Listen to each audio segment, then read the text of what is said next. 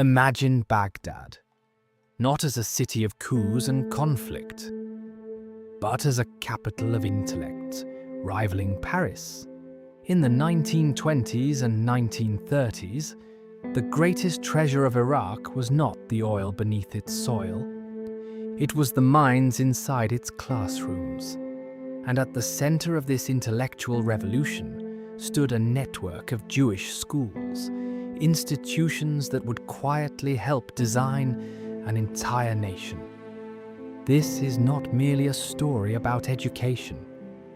It is the story of how a country was engineered from the inside out. After the First World War, Iraq emerged as a new kingdom. New borders were drawn. A monarch was crowned. Ministries were formed. But a nation is not built by flags or ceremonies. It is built by administrators, doctors, jurists, economists, by people capable of running complex systems. The urgent question was clear. Where would this new state find its professional class? The answer was already taking shape in Baghdad's classrooms. By the 1920s, Jewish educational institutions, established decades earlier, had evolved into some of the most sophisticated schools in the region. What began as community initiatives had matured into elite academies, producing Iraq's future leadership. Schools such as Shamash and Frank Iny were no longer focused on basic literacy. They were producing financiers, engineers, civil servants, and legal scholars. The curriculum was formidable. Advanced mathematics, world literature, international law, sciences taught with European rigor, multiple languages mastered with precision. This was not narrow or insular education. Students were being trained to operate in global markets and modern bureaucracies. What made these institutions extraordinary was their inclusivity. Though founded by the Jewish community, their classrooms reflected Iraq's diversity. Muslim, Christian, and Jewish students studied side by side. In those rooms, sectarian identity receded. Performance mattered. Discipline mattered. Merit mattered. It was a culture of achievement, years before the term meritocracy became fashionable.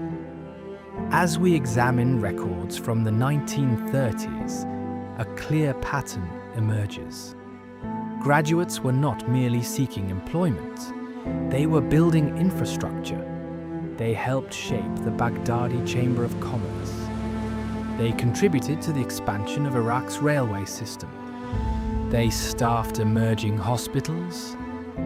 They provided legal expertise in the formation of national institutions.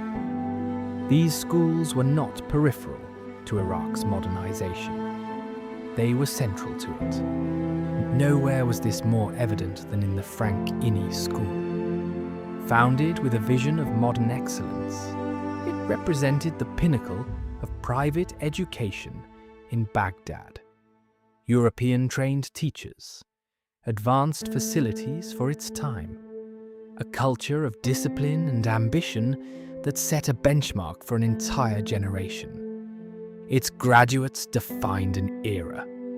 These institutions became engines of the Iraqi middle class. They enabled upward mobility. They transformed commercial families into banking leaders, students into policymakers, and scholars into architects of the state.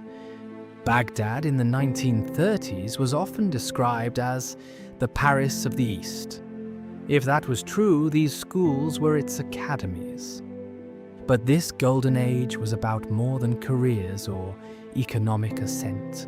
It was about a shared vision, a multicultural intellectual Iraq, confident in its future. The schools hosted debates, cultural gatherings, and intellectual forums. They cultivated citizens who saw themselves as deeply Iraqi and simultaneously connected to a wider world. For a brief historical moment, that balance held. But history teaches a difficult lesson. Golden ages shine brightly and rarely last. While classrooms were full and futures appeared secure, geopolitical currents were shifting. Regional tensions intensified. Nationalist currents grew stronger. The stability of the era was more fragile than it seemed. The foundations were impressive, but not invulnerable. The story of Iraq's golden age is not nostalgia. It is evidence. Evidence that a merit-based, multicultural society once flourished in Baghdad. Evidence that education, not oil, was the true catalyst of modernization. In the next chapter, we move into the 1940s, where elite institutions would confront mounting pressure, and resilience would be tested. Because sometimes, the fate of a nation is decided not on the battlefield, but inside a classroom.